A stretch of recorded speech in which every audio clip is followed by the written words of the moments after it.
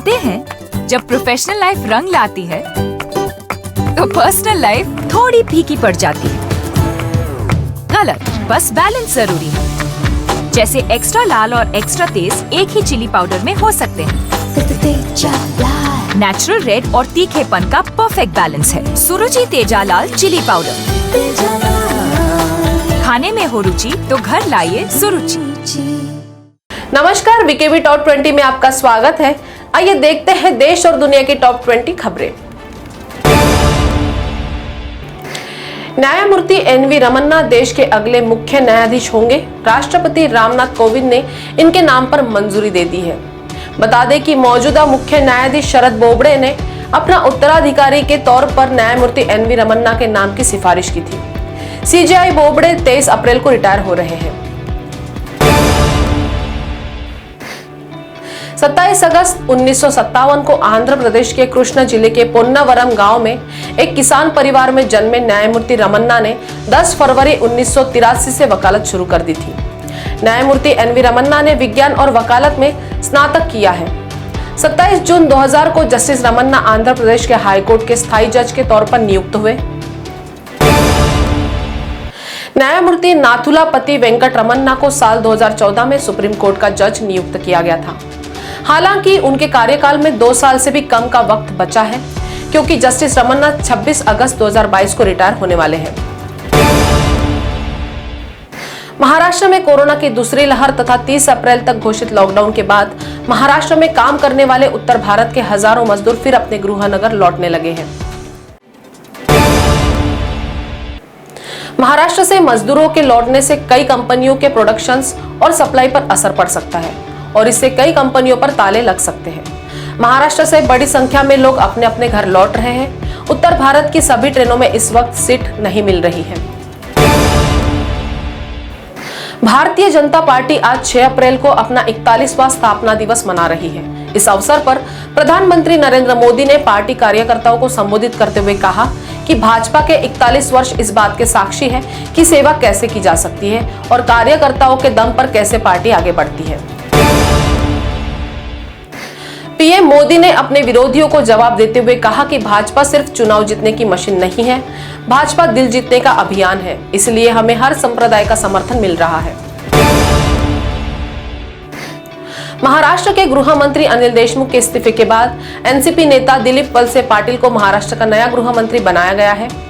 गौरतलब है कि वलसे पाटिल अंबेगांव के 7 बार से विधायक है।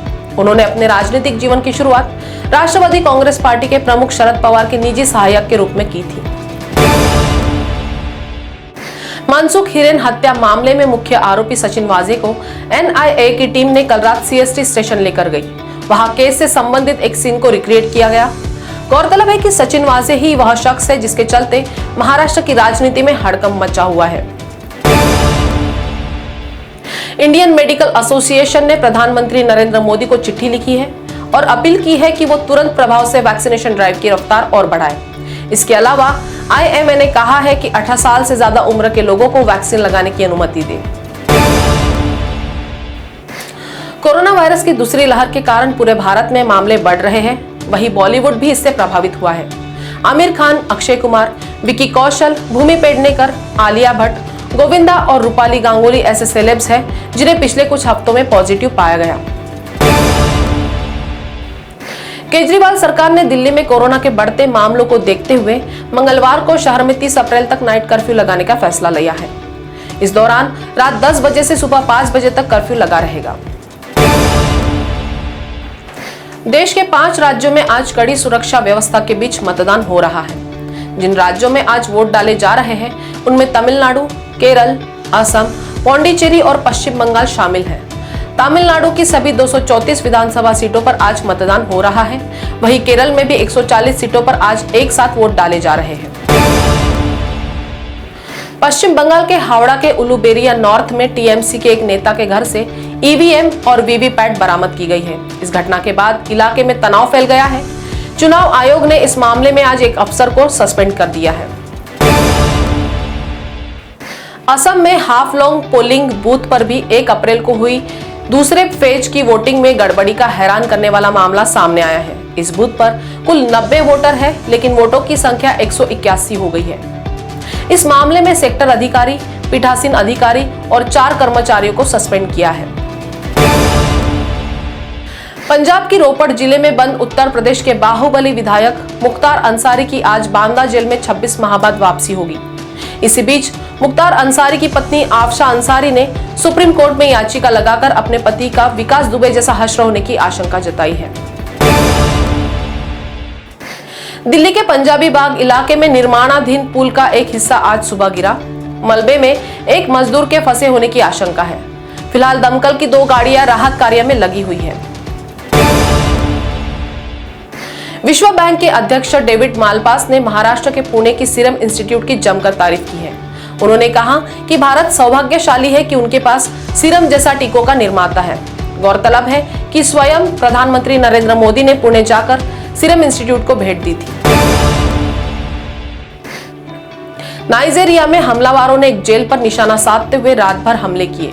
भारी हथियारों से हमले के बीच करीब 2000 कैदी जेल से भागने में सफल रहे। इमो राज्य के ओवेरी कस्बे में देर रात 2 बजे से ये हमले आरंभ हुए, जो 2 घंटे तक चले।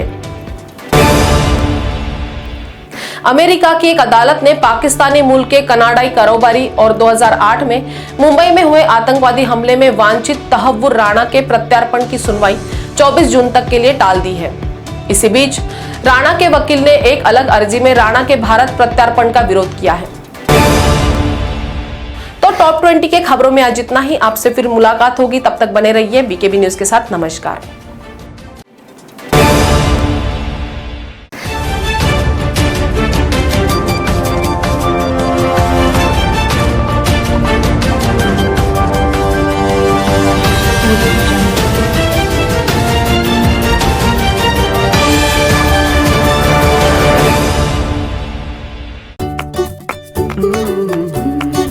कहते हैं जब प्रोफेशनल लाइफ रंग लाती है तो पर्सनल लाइफ थोड़ी फीकी पड़ जाती है। गलत, बस बैलेंस जरूरी है। जैसे एक्स्ट्रा लाल और एक्स्ट्रा तेज एक ही चिली पाउडर में हो सकते हैं। नेचुरल रेड और तीखेपन का परफेक्ट बैलेंस है सुरुचि तेजा लाल चिली पाउडर। खाने में हो रुचि तो घर लाइए सुरुचि।